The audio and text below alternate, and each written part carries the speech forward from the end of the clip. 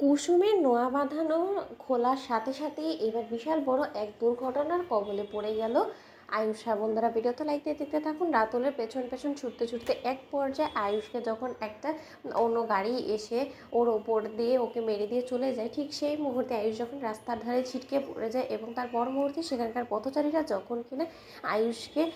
অবশেষে ধরে যখন কিনা বলতে থাকে যে আরে মশাই, আপনাকে তো দেখে মনে হচ্ছে না যে আপনাকে আদৌ বাঁচানো যাবে, আপনার পরিবারে কে আছে বলুন, কাকে খবর দেবো বলুন না। ঠিক সেই মুহূর্তে আয়ুষের পক্ষ থেকে কোনো রকম কোনো সাড়া শব্দ না পাওয়ার ফলে এক পর্যায়ে পথচারীরা যখন কিনা আয়ুষের পকেট থেকে ফোন বের করে যখন কিনা লাস্ট ডায়াল করা ওর মাকে কল করে, এবং সেই মুহূর্তেই যখন কিনা রাজশেখর গাঙ্গুলি বলতে থাকে যে এখন আমার কি আয়ুষ ফোন করছে ইন্দ্রাণী, আমার মনে হয় যে এবার অন্তত তোমার দুশ্চিন্তা দূর হবে। ঠিক সেই মুহূর্তে ইন্দ্রাণী যখন বলতে থাকে যে জানো তো রাজ, আমি আয়ুষের ফোনে এই পথে বসে আছিলাম, ভালোই হয়েছে ছেলেটা ফোন করেছে, ধরো না এরকম বেজেই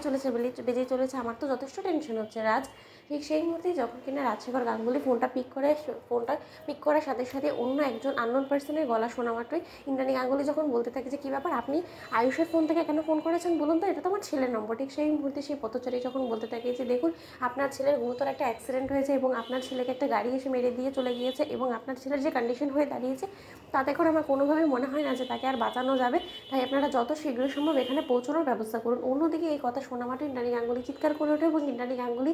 যখন বলতে থাকে যে আমি শত চেষ্টা করেও এই দিয়েটা আমি আর জ্বালানো অবস্থায় রাখতে পারিনি রাজ, কারণ ঈশ্বর আমাকে ইঙ্গিত দিচ্ছিল যে আমার ছেলের কোনো একটা ক্ষতি হবে, মায়ের মন যে কখনো ভুল বলে না সেটা নিশ্চয়ই তুমি আজকে রাজ হাতে নাতে প্রমাণ পেয়েছো। ঠিক সেই মুহূর্তেই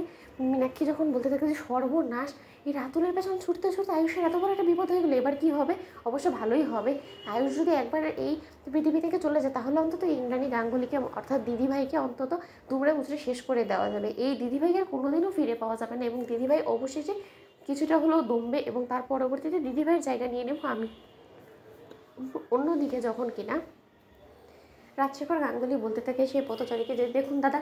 আয়ুষ যে কন্ডিশনে থাকুক না কেন আপনারা যত শীঘ্রই সম্ভব কাছে যে নার্সিংহোমে হোক না কেন আপনারা সেখানে নেওয়ার ব্যবস্থা করুন, কারণ যতক্ষণ আমরা সেই ঘটনাস্থলে পৌঁছবো ততক্ষণ অনেকটা দেরি হয়ে যাবে, আমার ছেলেকে আপনারা দোহাই লাগে দাদা বাঁচান। ঠিক সেই মুহূর্তে তারা যখন বলতে থাকে যে দেখুন, আমরা পুলিশকে কল করেছি এবং পুলিশ ইতিমধ্যে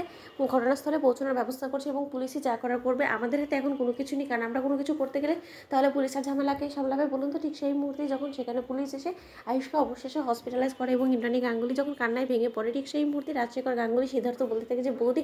এখানে বসে চোখের জল ফেলে কী হবে বলো তো, তার থেকে বরঞ্চ যত শীঘ্র সম্ভব চলো আমাদেরকে হসপিটালে পৌঁছতে হবে। অন্যদিকে